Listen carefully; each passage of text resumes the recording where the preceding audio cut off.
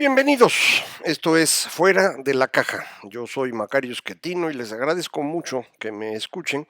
Esta es la misión número 121 y en consecuencia hay que hablar de coyuntura. Estoy grabando para ustedes esta plática el 5 de febrero, de forma que ya tenemos alguna información más o menos completa de lo que ocurrió en el año 2020. Muy poquitos datos de enero todavía, pero pues del año anterior ya tenemos alguna idea más o menos clara de qué fue lo que ocurrió. Y bueno, pues usted ya sabe, fue un año muy complicado por la pandemia. Pero no es esa la única causa de nuestro sufrimiento. No está de más recordar que nuestra economía empezó a tener problemas a partir fundamentalmente de la decisión del presidente de cancelar el aeropuerto de Texcoco. Eh, no tanto porque esa cancelación en sí, la obra del aeropuerto fuera tan importante para la economía nacional, sin duda era algo valioso. Lo más relevante me parece es que al tomar esa decisión, López Obrador confirmó a muchísimas personas que tenían preocupación del destino de las inversiones en México. Con esa decisión, decía yo, confirma el señor López Obrador que tenían razón en estar preocupados y que íbamos a tener problemas serios en materia de inversión, de forma pues que quienes toman estas decisiones de poner su dinero a en riesgo para tratar de ganar más, esa es la razón por la cual se invierte, decidieron hacerlo en otras partes del mundo o simplemente optaron por ya no arriesgar más capital en México, como usted quiera verlo. El resultado final es muy claro, la inversión empieza a caer prácticamente desde noviembre de 2018, al otro día de que se canceló el aeropuerto, y así continúa todo el tiempo. Hay una profundización de la caída, evidentemente, en abril de 2020, cuando se nos ocurrió encerrarnos en nuestras casas 2 semanas, pero como lo hicimos mal, recuerda usted, esto no tuvo impacto alguno en el número de contagios que siguieron creciendo y creciendo y creciendo, y estamos en el mes de enero de 2021 con el máximo número de contagios a la fecha. Yo esperaría que ya en febrero fueran menos, pero es por pura esperanza, no hay ninguna razón para esperar algo así. Ahorita platicamos acerca de este tema. El consumo de los mexicanos, en cambio, se logró mantener durante 2019, no creció menos que en el año anterior, pero se mantenía en 2019. Ya a fines de ese año empezó a caer un poco y para el arranque de 2020 el consumo también estaba ya cayendo antes de la pandemia. Obviamente con la pandemia el golpe fue mucho mayor. Los últimos datos que tenemos de consumo e inversión salieron precisamente el día de hoy. El consumo se recuperó mucho en noviembre, el dato corresponde al mes de noviembre. Se recuperó mucho el consumo, probablemente porque tuvimos un buen fin que duró unas buenas 3 semanas y esto pues siempre ayuda. Se vendió mucho de bienes importados que habían estado muy deprimidos, es una gran recuperación durante noviembre, no sé todavía para diciembre cómo habrán estado las cosas, ya lo platicaremos cuando salga la información. En inversión la recuperación es bastante menos marcada, sigue cayendo de manera importante. Para que tenga usted el dato, el consumo en el puro mes de noviembre es 6% por debajo del año anterior y la inversión anda en 12%. Si calculamos el promedio del año, seguimos hablando en números gruesos de una caída de consumo de 10% y de inversión de 20%. ¿Por qué entonces, si las caídas en inversión y consumo son de este tamaño, el Producto Interno Bruto solo cayó 8,5%?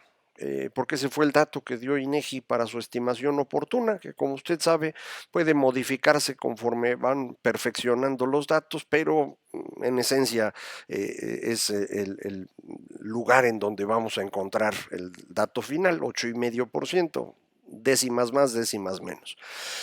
La razón por la cual el PIB cae menos que el consumo y la inversión es porque el sector externo le va bien.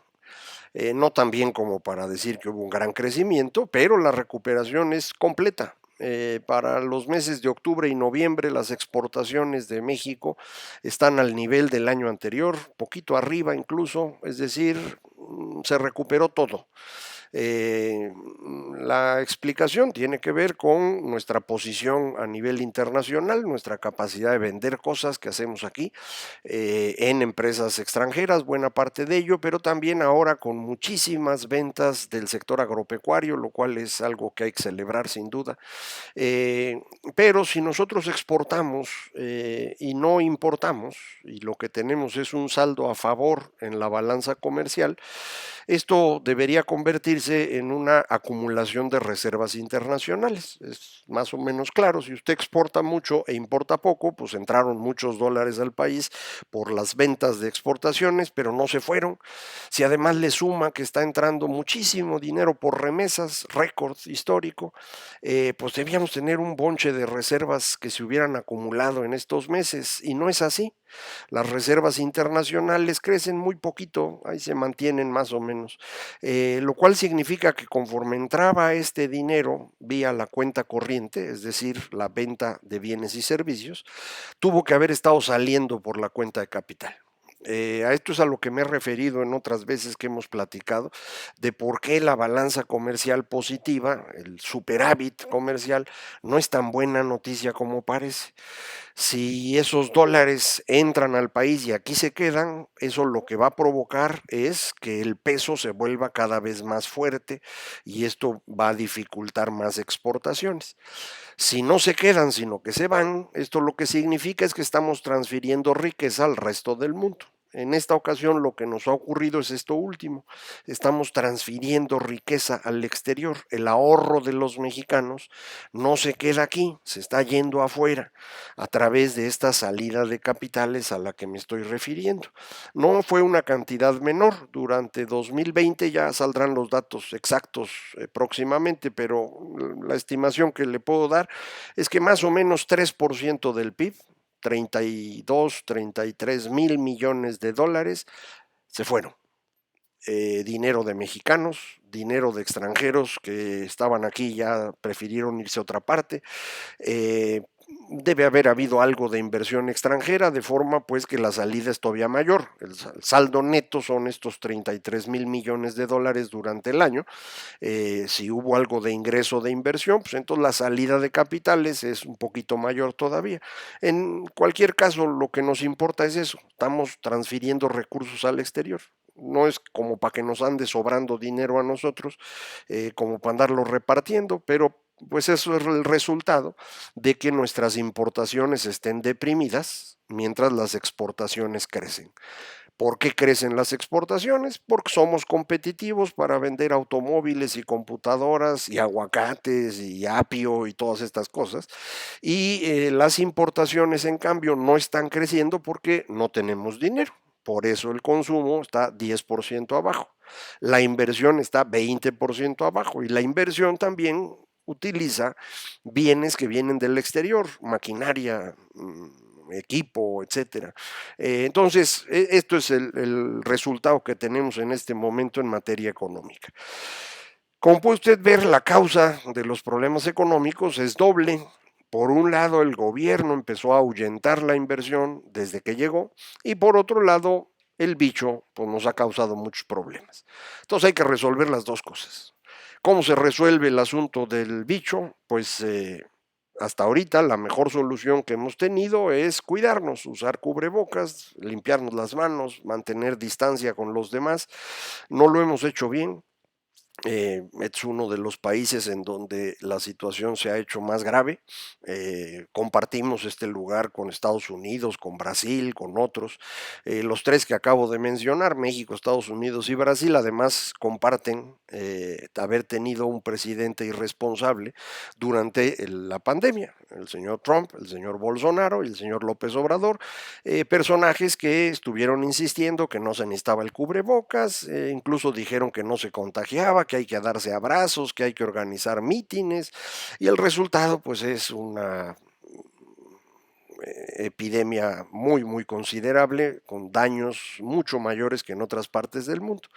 Ese periodo, digamos, ya pasó porque ahora ya podemos tener vacunas. Bueno, eso es la teoría.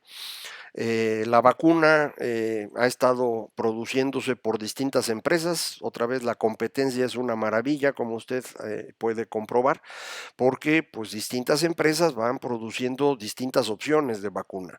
Las mejores en términos de eficiencia y en términos de capacidad para enfrentar nuevas cepas y nuevas variantes parecen ser las de Pfizer y Moderna, que utilizan una tecnología realmente espectacular que consiste en modificar el ARN del virus directamente, digamos, molécula por molécula. Es una cosa realmente sorprendente. Un día, si le interesa, puede usted encontrar esa información en Internet. Por ser esta tecnología tan especial, están requiriendo ultracongelación y eso complica. Y además son bien caras, cuestan $20 cada dosis. Esto pues no es barato. Hay otro grupo de vacunas que se hicieron con un virus modificado de algún otro tipo similar, algún coronavirus similar, que son los virus del catarro, ya sean de seres humanos, de chimpancés, de otros animalitos, hicieron sus modificaciones y ese es el origen, por ejemplo, de la vacuna china más famosa, CanSino, de Sputnik, de AstraZeneca. Estas vacunas no necesitan ultracongelación, con un refri normal la libra uno. Son más baratas también, entonces pues estas son las que digamos tendríamos más posibilidades de utilizar en América Latina, un continente en donde pues no nos sobra dinero como usted sabe, pero sobre todo nos falta mucha capacidad de organización, entonces tenemos un desorden de sistemas de salud, no es nada más México. Nosotros somos peores, eso sí hay que decirlo, desde antes, no es nada más el gobierno actual, sí es cierto que el gobierno actual le ha causado gran daño al sistema de salud en México, pero ya venía mal, eso no hay duda. Para que sea más claro a qué me refiero, los países de América del Sur en general gastan 9 puntos del PIB en salud. México gasta normalmente 6 puntos del PIB en salud. De esos 6 puntos, solo la mitad lo pone el gobierno, la otra mitad lo ponemos todos nosotros. Esto es una cosa verdaderamente deprimente, pero así ha sido y le insisto, llevamos un rato con ello.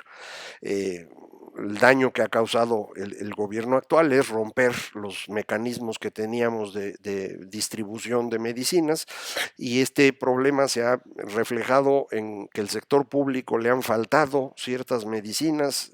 He escuchado mucho acerca de medicinas de cáncer, pero ya más recientemente la escasez de medicinas también empieza a pegar en el sector privado. La COFEPRIS también es trágica en este momento, pero bueno, ya no vamos a quejarnos de eso.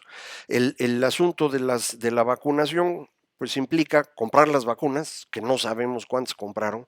Estamos bien seguros, al menos yo, de que gracias a la fundación del ingeniero Slim se compraron 77 millones de dosis de AstraZeneca que se están haciendo en México. La sustancia se hizo en parte en Argentina, aquí se está terminando y esto va a estar listo, entiendo, fines de febrero, principios de marzo, no sé, pero ahí hay 77 millones de dosis y qué bueno. Pfizer se suponía que teníamos una cantidad importante, de la cual poco más de 1 millón debía haber llegado entre diciembre y enero. No parece que haya sido así. Entiendo que hubo por ahí de 700,000 dosis, 600 y cacho mil dosis que se aplicaron de fines de diciembre al cierre de enero. Es una cantidad muy pequeña. Se cometió además el error monumental de empezar a vacunar a muchas personas de una dosis y olvidarse que hay que poner la segunda y ya no tienen para la segunda y entonces nos empezaron a quedar sobre todo médicos, enfermeros, personal de salud, que era quien debía haber recibido estas vacunas, pues se quedó esperando porque se les ocurriera vacunar maestros a Campeche.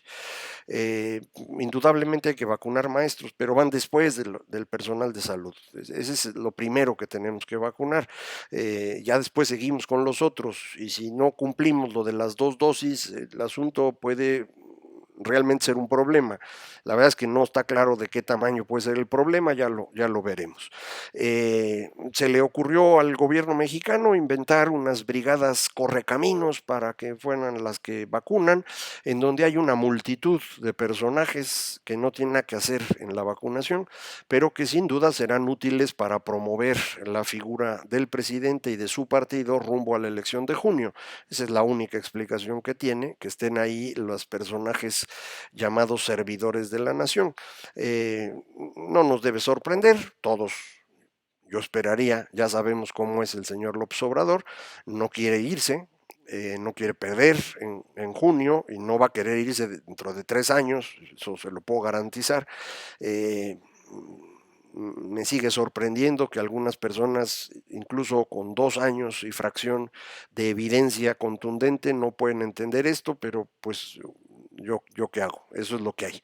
Eh, la vacunación que habían establecido, su calendario, decía que para fines de marzo estarían vacunados todos los mayores de 60 años, de forma que en abril ya me tocaba a mí, que somos los que estamos después de los 60, y entre 50 y 60 años, creo que era abril, mayo, y en mayo se incorporaban los de entre 40 y 50 años, de forma que el 1 de junio estaría vacunado toda la población mayor de 40 años y empezarían con los jóvenes. Yo ya lo veo muy difícil, simplemente se atrasaron, no hay las vacunas. No sé qué parte del problema es de que el gobierno no haya comprado a tiempo o pagado a tiempo, no sé qué parte del problema es que las empresas no estén cumpliendo lo ofrecido, eso no se lo puedo decir, no tenemos información clara, entonces dejémoslo en que no hay. Esperemos que lleguen y que realmente puedan organizar las cosas. No hay ninguna razón para creer esto, pero supongamos que es así. Yo esperaría que en lugar de 2 meses tardaran 3 meses en vacunar cada uno de los grupos que le comentaba de edad, de manera que pudiéramos, si todo sale así de lujo, tener vacunado a todo mexicano mayor de 40 años para el 1 de septiembre. Además del personal de salud y de maestros más jóvenes que eso, que no es una proporción tan grande, pero hay que contarlos.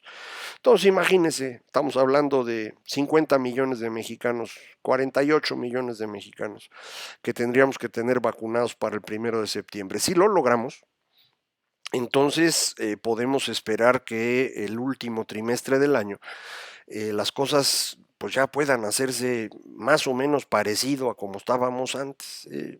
Evidentemente la vida nunca va a ser igual, pero me refiero a que la gente pueda ir al restaurante, pueda ir de vacaciones a un hotel, pueda usar aviones o autobuses sin miedo, puede ir al cine, al teatro. Menciono estas cosas porque ahí es donde tenemos las caídas más grandes en la actividad económica, en las actividades de hospitalidad, es decir, hoteles, restaurantes, bares, etcétera, actividades de entretenimiento y transporte. Esto no se va a recuperar hasta que no se perciba entre la población que la cosa está controlada. Es muy importante esto porque no somos solo nosotros, son sobre todo los extranjeros que vienen a México. Recuerde, el turismo en México, todas estas actividades y venta de chucherías y demás son 9 puntos del PIB en México. Entonces, para recuperar esos 9 puntos, ahorita andamos probablemente en 6, tal vez acercándonos a 7, pues nos faltan 2 puntos y cacho. Para eso necesitamos que la gente crea que esto está bien, y eso implica la vacuna y luego la comunicación para convencer al mundo de que estamos bien. En este momento en el mundo la gente cree que México está mal. ¿Sabe por qué? Tan bien que andamos, pero ya ven que la gente tiene ideas raras. Entonces, este es un proceso que va a tardar. No crea usted que esto va a ser rápido. Así que si todo nos va bien en materia del bicho, pues ya nada más nos queda este año y ya 2022 va a estar más tranquilo. Esperemos que así sea. Pero, como platicábamos, este no es el único origen de la crisis económica. El otro problema son las decisiones del gobierno, que han ahuyentado inversión y que ahorita se están complicando todavía más porque el enfrentamiento que está iniciando el presidente ya no es solo con el que invirtió para hacer un aeropuerto, es con inversionistas extranjeros muy grandes que trajeron recursos para poner empresas de energía bajo la idea de la reforma energética. Se está intentando echar abajo la reforma energética, no a través de la Constitución, porque creo que no tienen los votos y no lo habrían intentado, y lo están tratando de hacer a través de leyes o decretos o anuncios o circulares. Eso es ilegal o digamos inconstitucional, se los acaba de decir la Corte, pero son bien necios. Entonces vamos a seguir sobre esto. Ya se están enojando mucho los extranjeros, me refiero fundamentalmente españoles y canadienses que tienen recursos en estas áreas. Se preocupan mucho los estadounidenses que necesitan que haya energía en México disponible para que se pueda producir lo que les vendemos a ellos. Se van a empezar a sumar a esto los defensores del medio ambiente que abundan en el gobierno de Biden y que además yo creo que tienen razón. Entonces, pues estamos sufriendo una presión seria. Entonces, a lo mejor lo de la vacuna nos ayuda en el transcurso del año y para el otro asunto que es esta forma de actuar tan negativa del gobierno, la única solución que hay en el corto plazo es votar en junio y lograr que Morena no tenga esta mayoría calificada que hoy tiene en Cámara de Diputados.